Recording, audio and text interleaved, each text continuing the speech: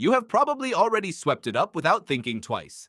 A tiny pile of what looked like sawdust, maybe near a window frame, maybe along a skirting board, maybe in the corner of the garage where you keep the timber, and you assumed it was nothing? Dust from the renovation? Maybe. Something fell. Something crumbled. You swept it up and moved on. That was a mistake. And depending on how long ago that was, that mistake may have already cost you more money than you realize. Because that pile was not sawdust. It was a message. And the thing that left it has been inside your walls, possibly for months, eating your house from the inside out while you slept, while you cooked, while you sat in your living room completely unaware. The question is not whether you should be worried.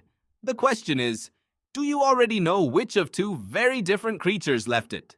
Because the answer to that question determines whether you are about to spend $2,000 or $30,000. Here is what you need to understand before we go any further. Australia has a problem that most Australians refuse to think about until it is far too late.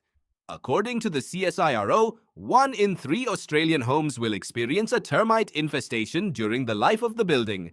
There are over 350 species of termites in this country. And the most destructive species among them, Coptoterms acanaciformis, a subterranean termite found across most of mainland Australia, causes more structural damage to Australian homes than all natural disasters combined. Floods, fires, storms, cyclones, all of them together. And termites still win. The annual bill is somewhere between $1.5 and $4 billion. Your standard home insurance does not cover a single dollar of it. Most people only find out about termite damage when they push their finger through what they thought was solid wood, or when the building inspector finds it during a sale, or when the floor suddenly feels soft in a place it never used to. By that point, the structural repair bill is already in the tens of thousands, sometimes more.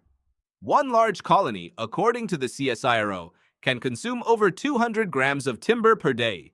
Significant structural damage can happen within 3 to 6 months of infestation, and up to 80% of that damage is completely hidden inside your walls, under your floors, and above your ceiling. So when you found that small pile on your floor, it mattered. Let me show you exactly what you were looking at. There are 2 insects that leave behind something that looks like sawdust in an Australian home. One of them is serious. One of them is an urgent emergency. They look similar at first glance, but they are completely different in what they mean for your house. The first is the Carpenter ant. The second is the Drywood termite. Here is how to tell them apart.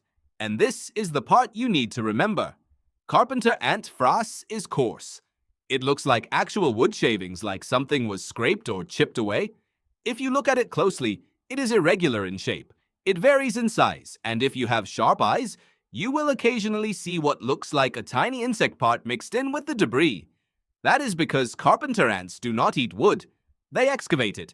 They chew through timber to build galleries and tunnels for their nest, and they push the debris out through small exit holes, leaving neat little piles below the openings.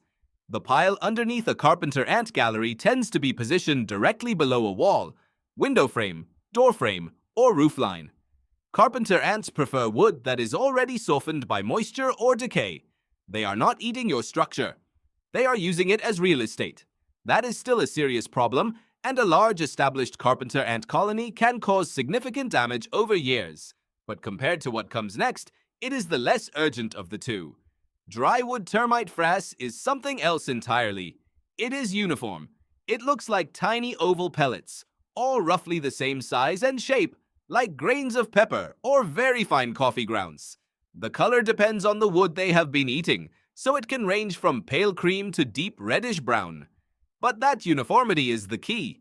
If you push those pellets around with your fingernail, and they are all the same size, the same shape, the same texture, what you are looking at is the calling card of an animal that has been inside your timber eating it from the inside out. Drywood termites do not remove their frass from their galleries. They accumulate it inside the tunnels and then push it out through small holes called kick-out holes in the wood surface. Those tiny holes, often no wider than the tip of a pen, and the pile of uniform pellets below them are the 2 signs that together confirm what you are dealing with.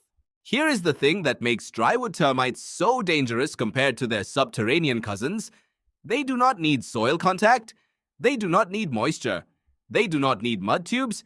They live directly inside the dry timber of your home, completely self-contained, with no external signs until the frass appears, or you physically damage the wood and discover the hollow gallery behind the surface.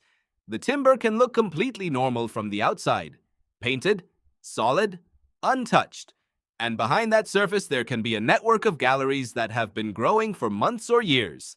Pest inspectors across Queensland and New South Wales report finding drywood termite damage in roof trusses, wall frames, door frames, and floor joists in homes where the owners had absolutely no idea anything was wrong.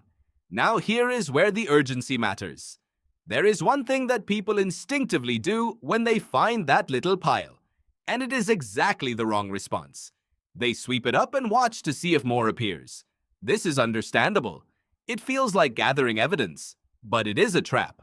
Because termites, both drywood and subterranean varieties, have a seasonal behavior pattern. There are periods where frass production is low, where you might see very little for weeks, and then suddenly the pile reappears. Homeowners interpret the quiet period as the problem having resolved itself. It has not. The colony continues eating regardless of how much frass is visible from outside. The second thing people do is search online for which spray to buy. This is also the wrong response. DIY termite treatments in Australia are ineffective against established colonies for a specific biological reason. The workers you see or find are not the problem. The colony is the problem. A mature drywood termite colony can contain several thousand individuals living deep inside your timber, and surface sprays create no pathway back to where they live and feed. You might kill a handful of workers near the kickout holes and find no frass for a week and interpret that as success. The colony continues completely undisturbed.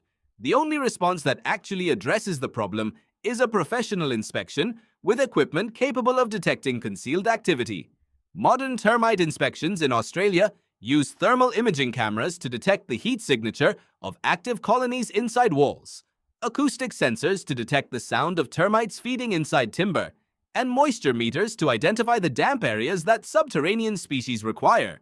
A standard inspection costs between $250 and $500. Compare that to the average structural repair bill, which sits at around $10,000 for a moderate infestation and can exceed $70,000 for a severe one. Not covered by insurance, paid entirely out of your own pocket. So right now, there are 3 things you should do, in this order. First, do not disturb the frass pile. Photograph it, ideally with something of known size beside it for scale. Note exactly where it appeared and whether it is indoors or outdoors. Take a second photograph of the wall or surface nearby, looking for any small kickout holes or damaged areas. Second, look at the frass carefully under natural light. Uniform oval pellets of consistent size, drywood termite. Coarse, irregular shavings with varying particle sizes, Carpenter ant. Both warrant a professional inspection. But the uniform pellets mean the call should be made today, not next week. Third, book a professional inspection. Not a quote, an inspection. A licensed timber pest inspector operating under Australian Standard 4349. Point 3 is who you are looking for, not a general pest control operator who sprays for cockroaches. This distinction matters. The inspection standard requires a systematic examination of every accessible timber element of your home, with a written report identifying all evidence of pest activity, all conditions that are conducive to infestation, and all areas that were inaccessible and may require further investigation. Here is the number that should stay with you. Right now, at this moment, there is an 80% chance that you are living within 25 meters of an active termite colony. That is not a scare statistic. That is from the CSIRO. Most of those colonies will never find your house, but some of them will. And when they do, the window between first evidence and serious structural damage is measured in months, not years. That small pile on your floor was a message. Now you know exactly what it said. If you found something that looked like sawdust in your home and you are not sure what it was, tell me about it in the comments and describe where you found it. And stay close. Because the next creature living in your home right now is doing something to the timber in your roof space that most homeowners in Australia only discover during a building inspection. What they find is almost always a complete shock. You swept it up and moved on.